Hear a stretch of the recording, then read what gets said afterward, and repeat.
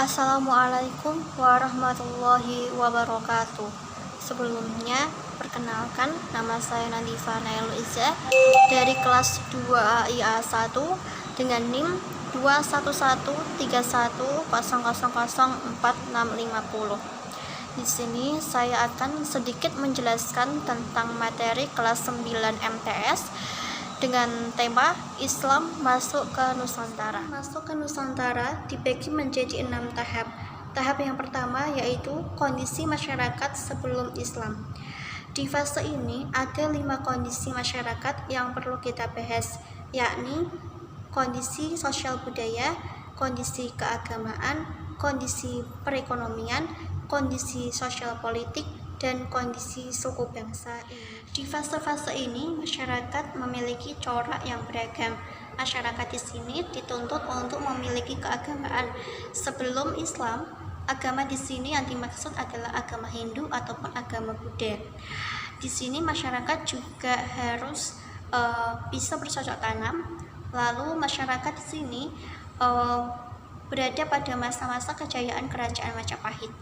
Dan masyarakat di sini memiliki kebudayaan yang kedua yaitu masuknya Islam ke Indonesia. Ada 5 poin yang perlu kita ketahui tentang masuknya Islam ke Indonesia.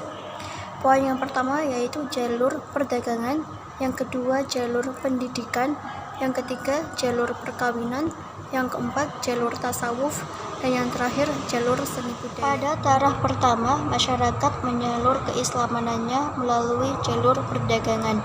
Jalur yang kedua yakni perkawinan. Perkawinan di sini digadang-gadang akan mempercepat pertumbuhan keislamanan di Indonesia. Dan jalur yang ketiga yakni melalui pembelajaran sederhana dalam pendidikan. Jalur yang keempat yakni tasawuf. Tasawuf di sini dimaksudkan untuk diri kita sendiri, untuk lebih mengenal Allah Subhanahu wa taala. Dan jalur yang terakhir yaitu seni budaya. Seni budaya di sini dimaksudkan karena memang kebudayaan di Indonesia sangat banyak dan perlu dilestarikan. Misalkan pertunjukan kesenian, misalnya pertunjukan ketiga yakni adalah rute Islam masuk ke Nusantara. Pada tahap ini ada 2 jalur utama yang dimaksudkan, yakni jalur utara dan jalur selatan. Pada jalur utara berawal dari Arab, Damaskus, Gujarat, Sri Lanka, Indonesia. Sedangkan dari jalur selatan berawal dari Mekah dan Madinah, Yaman, Gujarat, Sri Lanka, Indonesia. Keempat, yakni adalah teori masuknya Islam ke Nusantara. Ada 4 teori masuknya Islam ke Nusantara.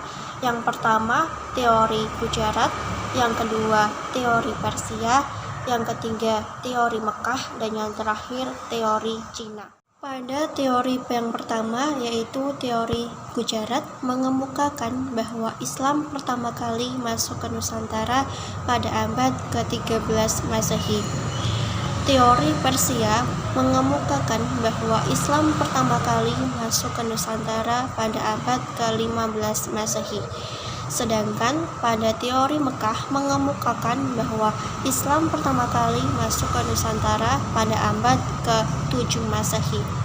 Pada teori yang terakhir yaitu teori Cina mengemukakan bahwa Islam pertama kali masuk ke Nusantara pada abad ke-9 Masehi. Yang kelima yakni adalah corak keislaman Nusantara. Ada 4 corak. Yang pertama yaitu politik, yang kedua seni budaya, yang ketiga pendidikan, yang keempat perekonomian. Pada bidang politik muncullah kerajaan-kerajaan Islam, yaitu Kerajaan Demak, Kerajaan Samudra Pasai, dan seni budaya. Masyarakat perlu melestarikan budaya-budaya Islam seperti rebana, perjanjian, dan yang lainnya. Pada bidang pendidikan, masyarakat juga perlu pengajaran sederhana agar masyarakat Islam cita-citanya. Dan bidang yang terakhir yaitu perekonomian.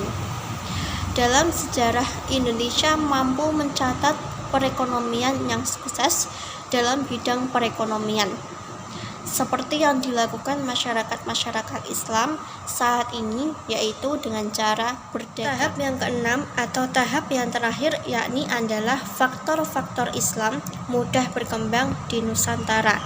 Ada beberapa faktor, yakni yang pertama, syarat masuknya Islam sangatlah mudah. Faktor yang kedua, Islam tidak mengenal kasta. Faktor yang ketiga yakni adalah penyebaran agama Islam dilakukan dengan cara yang sangat damai. Demikian pembahasan mengenai kelas 9 MTS dengan tema masuknya Islam ke Nusantara.